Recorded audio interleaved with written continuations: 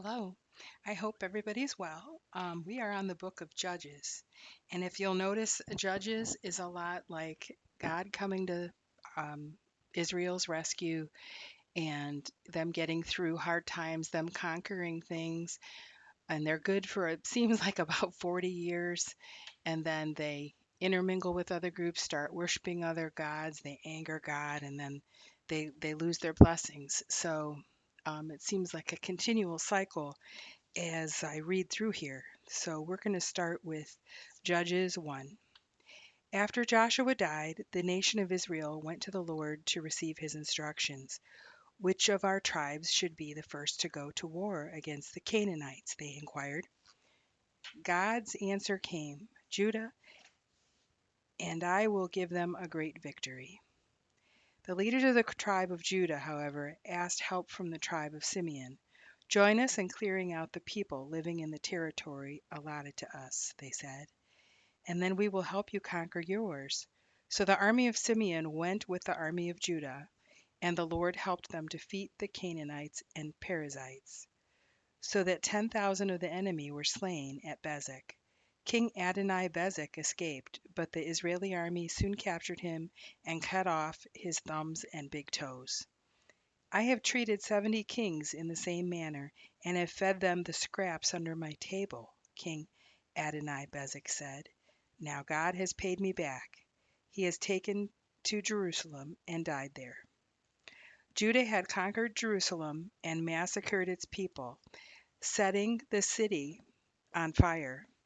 Afterwards, the army of Judah fought the Canaanites in the hill country and in the Negeb, as well as on the coastal plains.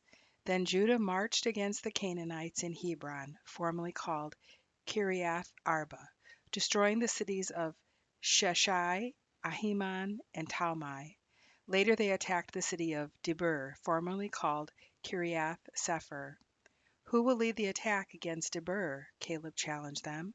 Whoever conquers it shall have my daughter Achsah as his wife. Caleb's nephew Othniel, son of his younger brother Kenaz, volunteered to lead the attack, and he conquered the city and won Achsah as his bride. As they were leaving for their new home, she urged him to ask her father for an additional piece of land.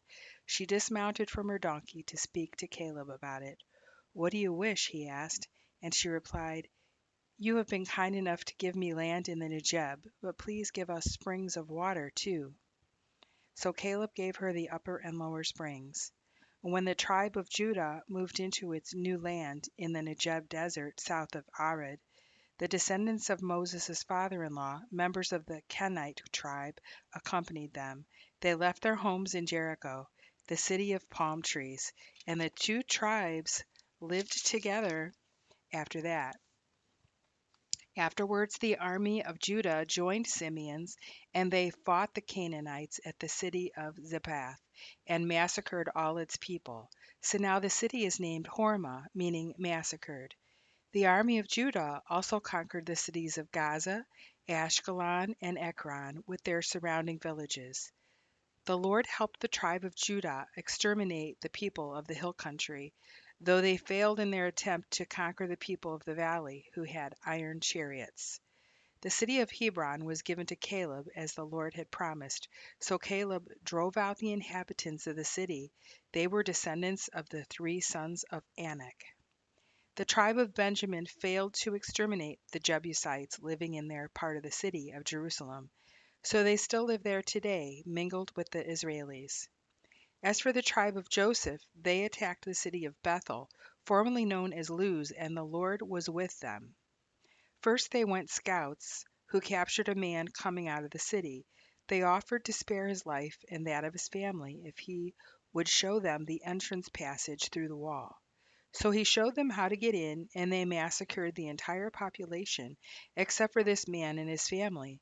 Later the man moved to Syria and found a city there, naming it Luz, too, as it is still known today.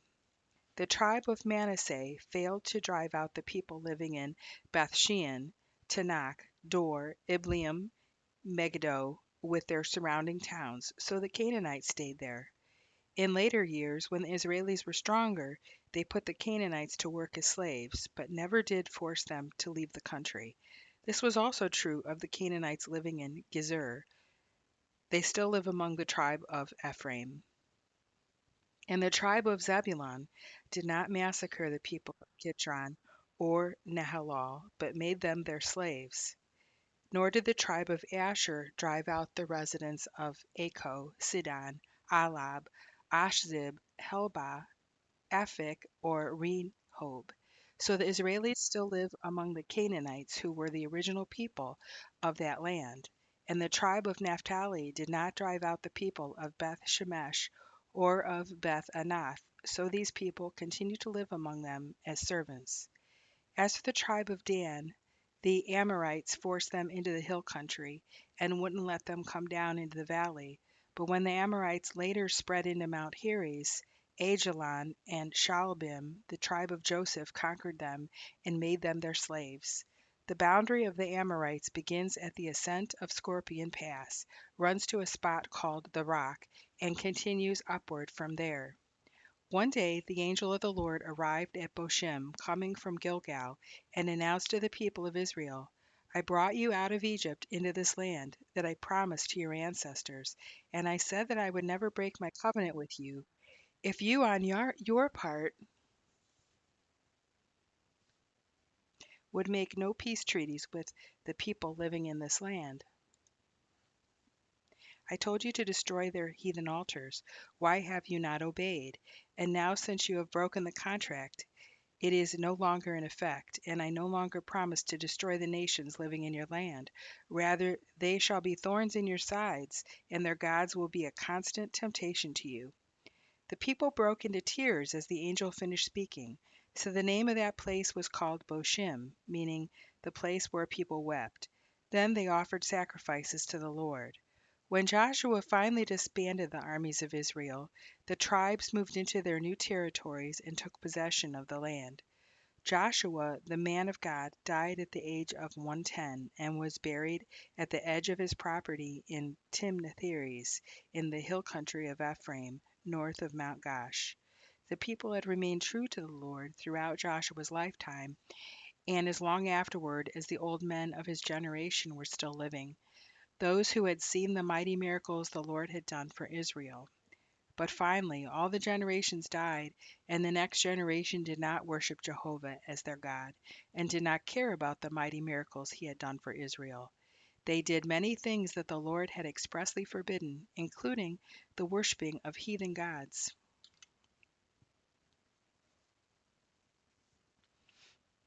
They abandoned Jehovah, the God loved and worshipped by their ancestors, the God who had brought them out of Egypt. Instead, they were worshiping and bowing low before the idols of the neighboring nations. So the anger of the Lord flamed out against all Israel.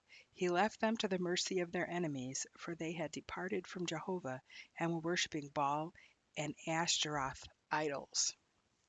So now, when the nation of Israel went out to battle against its enemies, the Lord blocked their path. He had warned them about this, and in fact had vowed that he would do it. But when the people were in this terrible plight, the Lord raised up judges to save them from their enemies. Yet even the Israel would not listen to the judges, but broke faith with Jehovah by worshiping other gods instead. How quickly they turned away from the true faith of their ancestors, for they refused to obey God's commands. Each judge rescued the people of Israel from their enemies throughout his lifetime, for the Lord was moved to pity by the groaning of his people under their crushing oppressions. So he helped them as long as that judge lived. But when the judge died, the people turned from doing right and behaved even worse than their ancestors had. They prayed to heathen gods again, throwing themselves to the ground in humble worship. They stubbornly returned to the evil customs of the nations around them. Then the anger of the Lord would flame out against Israel again. He declared, because these people have violated the treaty I made with their ancestors, I will no longer drive out the nations left unconquered by Joshua when he died. Instead, I will use these nations to test my people, to see whether or not they will obey the Lord as their ancestors did. So the Lord left those nations in the land and did not drive them out, nor let Israel destroy them. Here is a list of the nations the Lord left in the land to test the new generation of Israel who had not experienced the wars of Canaan. For God wanted to give opportunity to the youth of Israel to exercise faith and obedience. In conquering their enemies,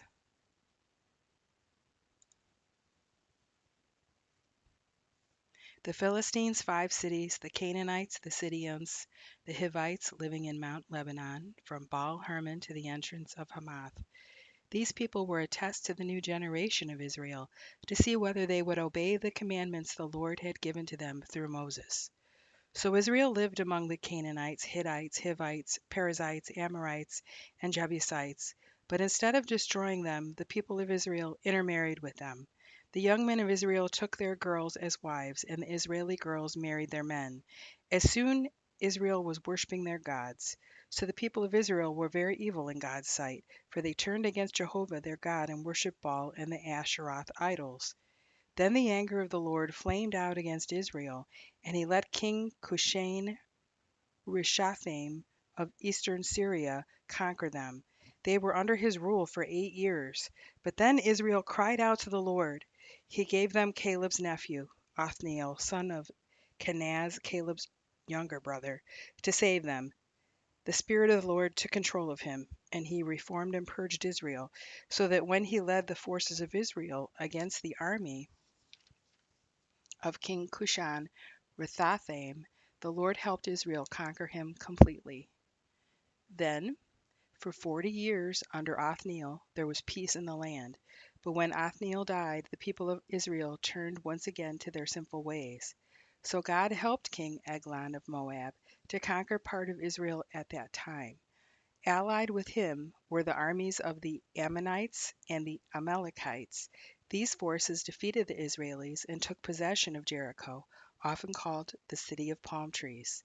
For the next 18 years, the people of Israel were required to pay crushing taxes to King Eglon. But when they cried to the Lord, he sent them a savior, Ehud, son of Gera, a Benjamite, who was left-handed. Ehud was the man chosen to carry Israel's annual tax money to the Moabite capital. Before he went on his journey, he made himself a double-edged dagger, 18 inches long, and hid it in his clothing, strapped against his right thigh. After delivering the money to King Eglon, who, by the way, was very fat, he started home again. But outside the city, at the quarries of Gilgal, he sent his companions on and returned alone to the king. "I have a secret message for you," he told him.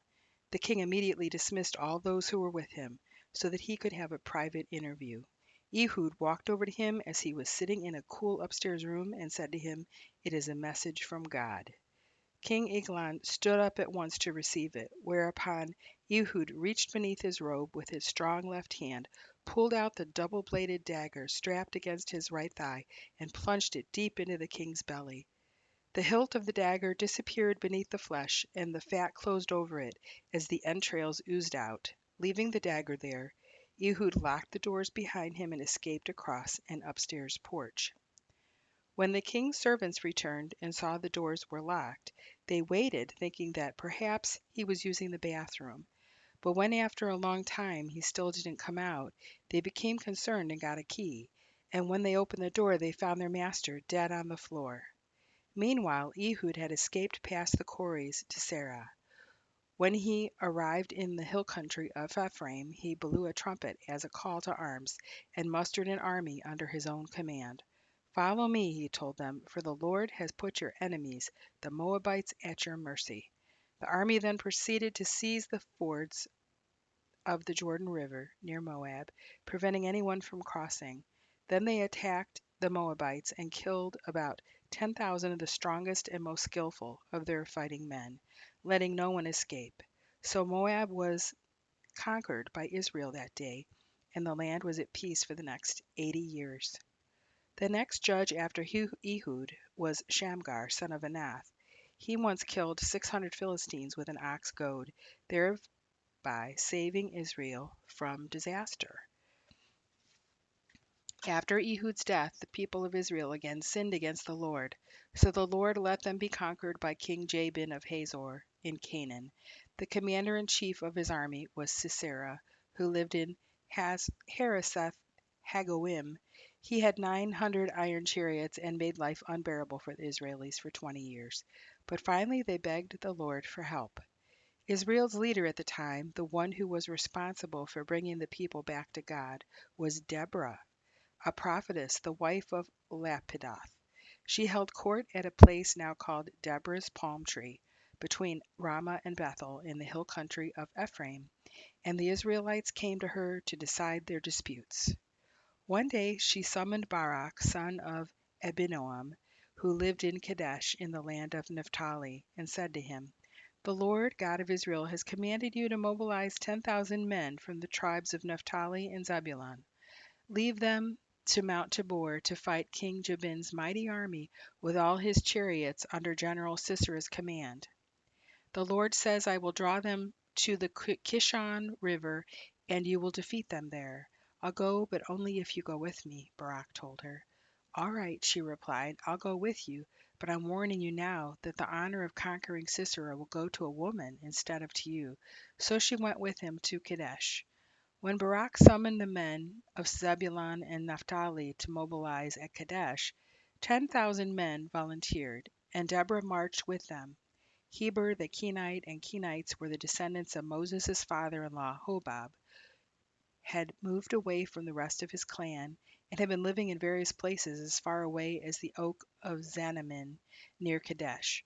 When General Sisera was told that Barak and his army were camped at Mount Tabor, he mobilized his entire army, including the 900 iron chariots, and marched them for Hareseth Hagoim to the Kishon River. Then Deborah said to Barak, "Now it's time for action. The Lord leads on.